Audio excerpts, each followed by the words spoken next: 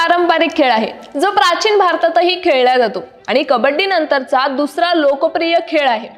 याच खो-खोतून आपली ओळख निर्माण करणारे आणि भारताला जागतिक स्तरावर ओळख मिळवून देणारे तसेच 2025 च्या खो-खो वर्ल्ड कपचा एक भाग असणारे ते म्हणजे आपल्या महाराष्ट्राचे पुण्याचे मराठमोळे नॅशनल खो-खो खेळाडू ज्यांना ऑलराऊंडर म्हणून ओळखलं जातं ते म्हणजे सुयश गरगटे।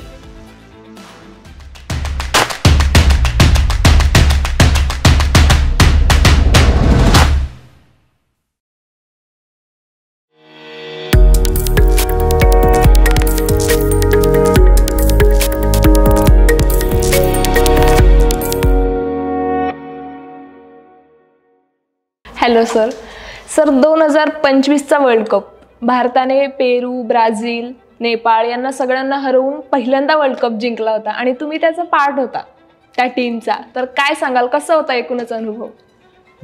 प्रथमतः सांगतो की स्वप्न होतं, प्रत्येक खेळाडूचं एक स्वप्न असतं की आपण भारतासाठी प्रेझेंट करून भारताला गोल्ड मेडल मिळवून द्यायचं। तर तसं हे माझं पण स्वप्न होतं की जी सगळ्यात मोठी टुर्नामेंट जी असेल, जसं ऑलिम्पिक झालं, वर्ल्ड कप झालं, हे सगळ्यांचं स्वप्न असतं की आपल्याला ते खेळायचं आणि त्याच्यामध्ये पार्टिसिपेशन करायचे। तर आमचे नॅशनलच्या टीम्समधून आमचं परफॉर्मन्स वाईज त्यांनी सिलेक्शन केलं होतं आणि त्याच्यानंतर आमचा कॅम्प झाला होता दिल्लीला 1 महिना। त्याच्यानंतर आमच्या सिलेक्शन ट्रायल्स नंतर आपल्या भारताचा संघ पुरुष आणि महिला दोघांचा संघ तयार झाला होता। त्याच्यानंतर सगळ्यात जास्त म्हणजे 21 कंट्रीजनी पार्टिसिपेशन केलेलं होतं बॉईजमध्ये आणि गर्ल्समध्ये 20 कंट्रीजनी पार्टिसिपेशन केलं होतं। तर आणि हा first kho kho world cup होता, त्यामुळे हिस्ट्री तयार होणार होती, त्यामुळं आम्ही त्याचा पार्ट आहे याचा खूप आम्हाला गर्व म्हणता येईल किंवा प्राऊड खूप आम्हाला फील झालं। आणि बाहेरच्या कंट्रीजचं आपण जे एक्साइटमेंट बघता आपल्या गेमच्या विषयी, आपले तसा देशी खेळ असल्यामुळं बाहेरच्या गेमचा आपण एक्साइटमेंट बघता, त्यांचं कल्चर बघता, त्यांचा फिटनेस बघता, येणाऱ्या काळात चांगले ते आपल्याला फाईट देऊ शकतात। तुमची क्वार्टर फायनलची मॅच श्रीलंका विरुद्ध झाली आणि सेमीफायनलमध्ये दक्षिण आफ्रिका विरुद्ध तुमची मॅच झाली। तर जसं तुम्ही सांगितलं की त्यांच्याकडून खूप काही शिकण्यासारखं होतं किंवा खूप चॅलेंजेस आलते, तर तुम्ही कसं फेस केलं? आम्ही प्रत्येक प्लेअरचं एक व्हिडिओ ॲनालिसिस म्हणतो, त्या व्हिडिओ ॲनालिसिस आम्ही केलेलं की कोणता प्लेअर कसा खेळतो आणि त्यांच्यातला कोणता, कारण ते आम्हाला सगळे अननोन प्लेयर्स होते अदर कंट्रीजचे। बाकी आम्ही एशियन चॅम्पियनशिपला जे एशियन कंट्रीज आहेत त्यांच्याशी आम्ही एशियन चॅम्पियनशिपला खेळलो होतो, त्यांचा आम्हाला गेम माहिती होता। पण ज्या बाहेरच्या ज्या कंट्री आहेत एशियन सोडून, त्या फर्स्ट टाईम आपल्यासोबत खेळत होत्या आणि त्यांच्या व्हिडिओज वगैरे येत होत्या यूट्यूबला किंवा इंस्टाग्रामवरती। तर त्या व्हिडिओजमधून आम्ही कोणता प्लेअर कसा कुठं काय करतो त्यानुसार आम्ही त्यांच्यातलं कोण बेस्ट वजीर आहे, त्या सगळ्या गोष्टींचा आम्ही एक व्हिडिओ ॲनालिसिस करून आम्ही स्ट्रॅटेजी बनवली होती।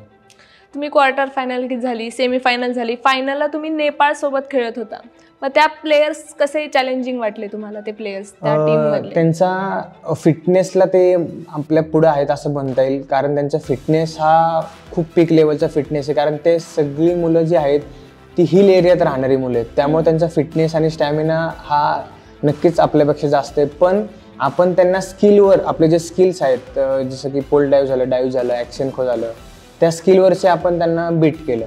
आणि ह्याच्या अगोदर पण आम्ही त्यांच्यासोबत खेळलो होतो फायनललाच एशियन चॅम्पियनशिपला, तर त्यामुळे आम्हाला थोडं त्यांच्याबद्दल नॉलेज होतं त्या अदर टीमसोबत। फायनलला असं काही प्रेशर आलं का? कारण तुम्ही आधी खेळलीच होती नेपाळसोबत एक मॅच, मग तुम्हाला त्यावेळेस आलताच एक्सपिरियन्स की प्लेयर्स कसे आहेत, मग फायनलला एक प्रेशर आलं असेल ना? प्रेशर तर खूप होतं, पहिल्या मॅचपासून फायनलपर्यंत प्रेशर हे असतंच, कारण लाईव्ह होत होती मॅचेस सगळ्या आणि पहिला खो खोचा वर्ल्ड कप होता आणि पूर्ण इंडिया नाही वर्ल्ड बघत होतं पूर्ण हा वर्ल्ड कप, त्यामुळं आणि प्रत्येक प्लेअरला प्रत्येक स्वतःचं परफॉर्मन्स एक थोडं प्रेशर हे असतंच। तर प्रेशर हे होतं, पण आम्ही ते हँडल केलं आणि एक स्टेप बाय स्टेप आम्ही प्रत्येक मॅचेसवर आम्ही फोकस करत आम्ही पुढे गेलो। आता हा सगळा वर्ल्ड कपचा प्रवास झाला, तुमच्या सुरुवातीच्या प्रवासाकडे बघितलं तर तुमचं एज्युकेशन झालंय BSc in computer science, MA in economics, आणि आता हे खो खो, पारंपरिक खेळ आहे खो खो हा, हे दोन एकदम अपोजिट टोक आहेत. तर तुम्ही खो खो कडे कसा वळालात? 2007 साली माझा खो खोचा प्रवास चालू झाला. त्याआधी मी लंगडी खेळायचो. आमच्या शाळेत लंगडी खेळायचो मी. आधी नूतन मराठी विद्यालय शाळा आप्पाबळवंत चौकात आहे. तिथून माझ्या शालेय शिक्षणाला सुरुवात झाली. 5वीत असताना मी ग्राउंडवरती SP कॉलेजला आमचा नव महाराष्ट्र संघ पुणे हा क्लब आहे. खूप जुना क्लब आहे आमचा तो. तर तिथं आमचं ग्राउंड होते, 6 ग्राउंड होते मातीचे. तर आम्ही तिथून शाळेतून आम्ही 3:30 वाजता येऊन SP कॉलेजला येऊन आम्ही लंगडीची प्रॅक्टिस करायचो. मग ती लंगडी खेळत गेल्यानंतर आम्हाला शाळेतल्या शिक्षकांनी आम्हाला खो खोकडे वळवलं. खो खोची मग आम्हाला आवड निर्माण झाली. मग त्याच्यानंतर माझी करिअरची मी पहिली नॅशनल 2013 साली अंडर-18 नॅशनल खेळलो राजस्थानला. त्याच्यानंतर माझा मग प्रवास सिनियर नॅशनलचा चालू झाला.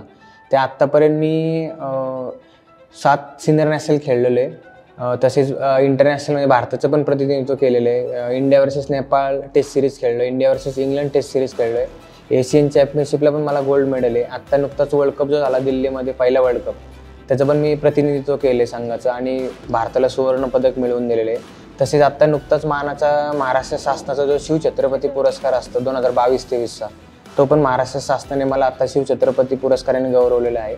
तसंच अनेक आंतरविद्यापीठ स्पर्धेत पण सावित्रीबाई फुले पुणे विद्यापीठाला मी मेडल्स मिळवून दिलेले आहेत.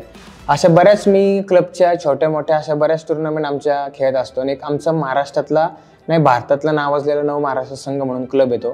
तो भारतात म्हणजे सगळेजण त्या क्लबकडे एक वेगळ्या दृष्टिकोनातून बघतात. सर, तुमचा जो संघ आहे नव महाराष्ट्र संघ, हे तुमचं स्टार्टिंग पॉईंट म्हणू शकतो आपण की जिथून तुम्ही सुरुवात केलेली आहे, त्याबद्दल काय सांगा? खूप बरेच मोठे प्लेयर जे आहेत भारतातले, आमच्या क्लबचे आत्ता सध्या जे सर आहेत श्रीरंग इनामदार, ते यांना अर्जुन अवॉर्ड आहे. त्या अर्जुन अवॉर्डने त्यांना राष्ट्रपतींच्या हस्ते जो पुरस्कार मिळतो भारतातल्या सर्वोच्च खेळाडूसाठी, तो त्यांना मिळालेला आहे. सर अण्णा आहे ते आमचे लहान मुलांची प्रॅक्टिस घेतात.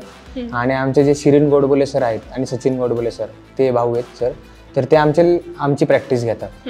तर असंच खूप बरेच जे डॉक्टर्स, जे नावाजलेली जुनी जी लोक आहेत, ते असे खूप इंटरनॅशनल आणि नॅशनल, आत्ता 48 पैकी 29 शिवछत्रपती पुरस्कार आपल्या नव महाराष्ट्र संघ एकट्याकडे, बाकीचे ऑल ओव्हर महाराष्ट्रात डिवाइड आहेत.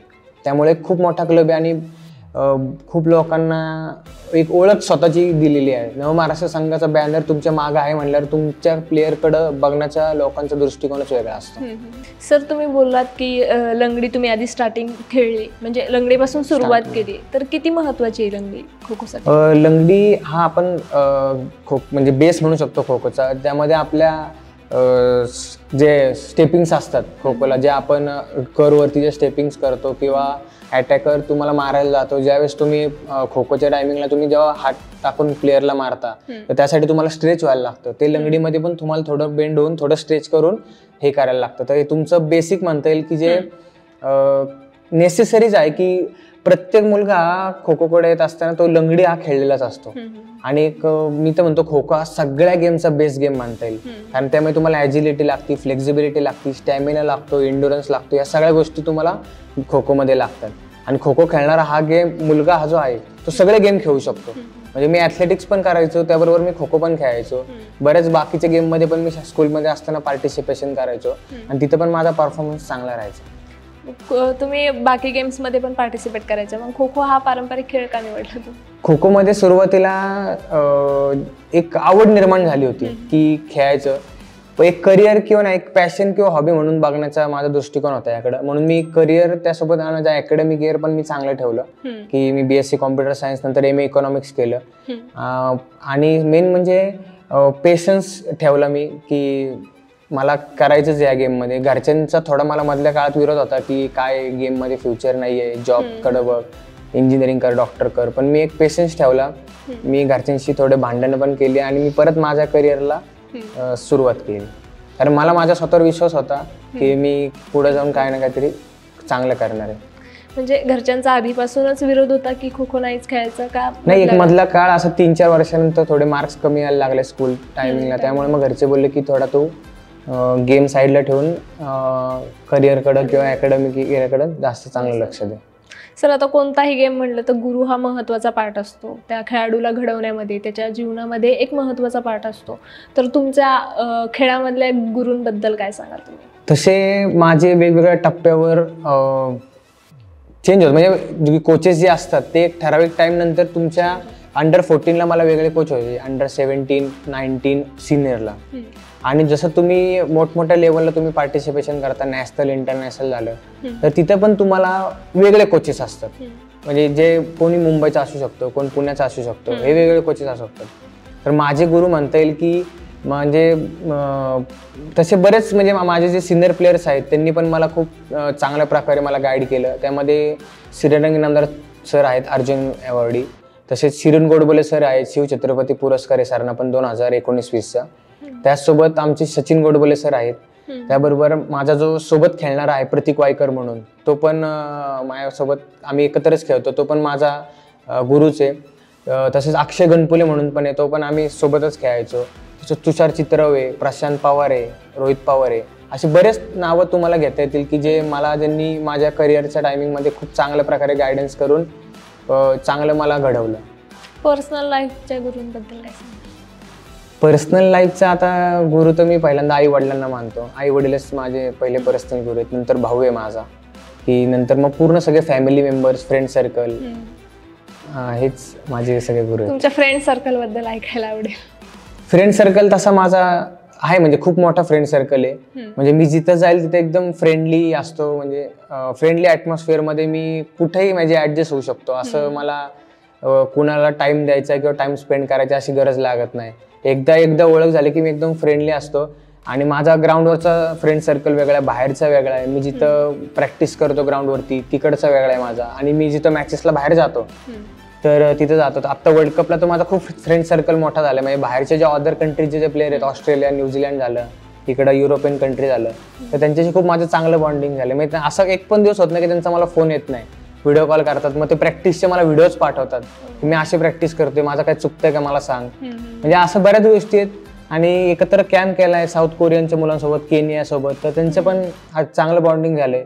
त्यांच्याकडनं पण आपण बऱ्याच गोष्टी शिकतो की फिटनेसच्या, फ्लेक्झिबिलिटी झालं, आणि ते आपल्याकडनं स्किल्स घेत आहेत. त्यांच्यातला असा एखादा किस्सा असेल की जो खूप असा अविस्मरणीय आहे किंवा लक्षात राहील? तुम्ही आता बाहेर टूरला गेलता किंवा वर्ल्ड कपची टूर झालेली आहे तिथल्या फ्रेंडसोबत? किस्सा असं म्हणजे मुलांमध्ये सारखे चालूच असतात की म्हणजे, पण मी एक सांगेन की आम्ही आत्ता मी वर्ल्ड कपचं सांगतो तुम्हाला.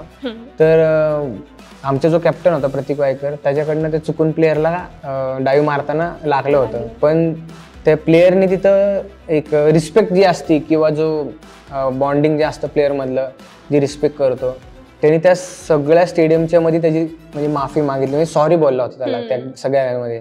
मग ह्या गोष्टी म्हणजे असे बरेच तुम्हाला किस्से मी सांगता येतील, म्हणजे काय काय लक्षात पण नाही राहत आता एवढे किस्से, पण असे आहेत बरेच किस्से. म्हणजे त्यांच्यामध्ये आणि आपल्यामध्ये आहे बाबा, किंवा असं ओपोनंट म्हणून बघत नाही ते. हां सर, स्पोर्ट्स लाईफमध्ये असा एखादा पॉईंट आला असेल तुमच्या लाईफमध्ये की तो टर्निंग पॉईंट ठरला तुमच्या लाईफचा? 2013ला मी जिथं फर्स्ट नॅशनल खेळलो अंडर 18ची राजस्थानला, तिथून माझ्या लाईफचा टर्निंग पॉईंट चालू झाला. तिथून मी आत्तापर्यंत नॉनस्टॉप कंटिन्यू महाराष्ट्राचं प्रतिनिधित्व करतोय, तसंच भारताचं पण प्रतिनिधित्व करतोय. पण त्याच्यानंतर मी माझा अकॅडमिक संपल्यानंतर पण माझा कॉम्पिटेटिव्ह एक्झामचा स्टडी चालू होता. त्याच्यामध्ये पण मी बरेच इंटरव्ह्यू दिले, तर राज्यसेवा असेल, PSI असेल, STI असेल. त्यामध्ये पण मी माझं अकॅडमिक चालू असताना, म्हणजे कॉम्पिटेटिव्हचा अभ्यास सुरू असताना मी दिवसभर लायब्ररीत असायचो, आणि नंतर सकाळी प्रॅक्टिस करून लायब्ररीत, दिवसभर लायब्ररी, परत संध्याकाळी प्रॅक्टिस झाली की परत लायब्ररी. म्हणजे हे माझं दिवसाचं शेड्यूल होतं मधले 6 वर्ष. मला 21व्या वर्षी पण जॉब होता गव्हर्नमेंटचा, पण मी तो अकॅडमिक माझं चालू होतं त्यामुळे मी घेतलं नाही. पण 26 एज आलं तेव्हा असं झालं की एका वर्षात मला 8 जॉब आले. मग मी ठरवायचं की मला कुठे जायचं, कोणता जॉब मला ॲक्सेप्ट करायचा आहे. तर मी मागच्या वर्षी मी 1 वर्ष इन्कम टॅक्सला होतो मुंबईला. आता मी बालेवाडीला sports executive officer gazetted group B म्हणून माझी महाराष्ट्र शासनाने नियुक्ती केलेली आहे. आणि आत्ता वर्ल्ड कपवर महाराष्ट्र शासन सगळ्यांना क्लास 1चा जॉब देणार आहे. तुम्ही आता स्पोर्ट्स एक्झिक्युटिव्ह ऑफिसर आहात, कसं असतं एकदम ऑफिसचं शेड्यूल? म्हणजे रोज ऑफिसला जावं लागतं का मॅनेजमेंट? नाही, आम्ही जोपर्यंत खेळतोय आम्ही तोपर्यंत आम्हाला जॉबला जाण्याची गरज नाहीये. आम्ही प्रॅक्टिस त्यांना नॅशनल आणि इंटरनॅशनल लेवलला मेडल त्यांना आणून द्यायचं. मग तुमचं ते त्यांची कमिटी आहे ती तुमची अनालिसिस करणार, तुमच्या कोचेसचं सगळं डेटा घेणार त्यांचा, आणि त्याप्रमाणे तुमचा स्टेप बाय स्टेप एक वर्षाने तुमचा सुट्ट्या इनक्रीज करणार.